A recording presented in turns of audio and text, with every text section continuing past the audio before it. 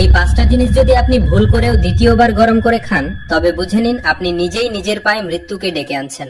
কারণ এই অভ্যাস ধীরে ধীরে আপনার শরীরকে ভেতর থেকে পচিয়ে দেবে এবং একদিন আপনাকে সরাসরি কবর পর্যন্ত পৌঁছে দিতে পারে। আজ আমি আপনাদের অত্যন্ত জরুরি এবং গুরুত্বপূর্ণ একটি তথ্য দিতে যাচ্ছি, যা আপনি যদি সময় থাকতে না জানেন, তবে এই অবহেলা ধীরে ধীরে আপনাকে মৃত্যুর দিকে ঠেলে দিতে পারে। তাই আপনি নিজের চিন্তা না করলেও নিজের পরিবার, সন্তান এবং প্রিয়জনদের নিরাপত্তার জন্য হলেও এই ভিডিওটি শেষ পর্যন্ত অবশ্যই দেখুন। আর সবাইকে সাবধান করার জন্য এই ভিডিওটি সবার কাছে শেয়ার করে দিন, কারণ হতেও পারে আপনার একটি শেয়ারের কারণে কোনো পরিবার বড় কোনো রোগ থেকে বেঁচে যেতে পারে।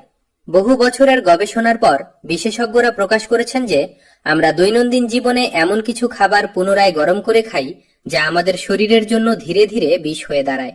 আধুনিক বিজ্ঞানও এটি প্রমাণ করেছে যে মানুষ অজান্তেই নিজের পরিবারকে অসুস্থতা ও মৃত্যুর দিকে ঠেলে দিচ্ছে।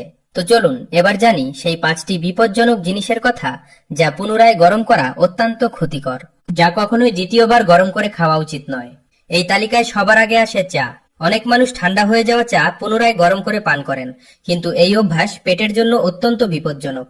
দ্বিতীয়বার গরম করলেই চায়ে অ্যাসিডের পরিমাণ বেড়ে যায়, যার ফলে গ্যাস, বুক জ্বালা পোড়া, আলসার এবং হজম সংক্রান্ত গুরুতর সমস্যা শুরু হতে পারে। দ্বিতীয় নম্বর হলো পালং শাক। পালং শাকে আয়রনের পরিমাণ অনেক বেশি থাকে, যা শরীরের জন্য উপকারী, কিন্তু এই আয়রন দ্বিতীয়বার গরম করলে অক্সিডাইজড হয়ে যায় এবং বিষাক্ত রূপ নেয়। এতে ক্যান্সারের মতো ভয়ঙ্কর রোগের ঝুঁকি বেড়ে যেতে পারে। তাই পালং শাক সবসময় ততটুকুই রান্না করুন যতটুকু একবারে খাওয়া সম্ভব। একটি মানুষের জীবনের মূল্য কি তা বুঝতে হলে কোনো হাসপাতালের আইসিইউতে গিয়ে দেখে নিন। সেখানে মানুষ প্রতিটি নিঃশ্বাসের জন্য কতটা সংগ্রাম করে। তৃতীয় নম্বরে আসে রান্নার তেল। অনেকে আছেন একবার কড়াইতে ব্যবহার করা তেল বাঁচিয়ে রাখে এবং পরে আবার সেই তেলেই সবজি বা পাকোড়া তৈরি করে, কিন্তু এটাই সবচেয়ে বড় ভুল। তেল যখন দ্বিতীয়বার খুব গরম হয় তখন তাতে বিষাক্ত উপাদান তৈরি হয়, যা সরাসরি শরীরের ভেতরে গিয়ে ক্যান্সার, হৃদরোগ এবং লিভারের গুরুতর সমস্যা তৈরি করতে পারে।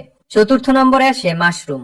মাশরুমে প্রোটিনের পরিমাণ অনেক বেশি থাকে এবং এটি শরীরের জন্য উপকারী, কিন্তু যখন এটিকে দ্বিতীয়বার গরম করা হয় তখন এর প্রোটিনের গঠন বদলে যায়। এর ফলে হৃদরোগ, হজমের সমস্যা এবং ডায়েট সংক্রান্ত গোলযোগ শুরু হতে পারে।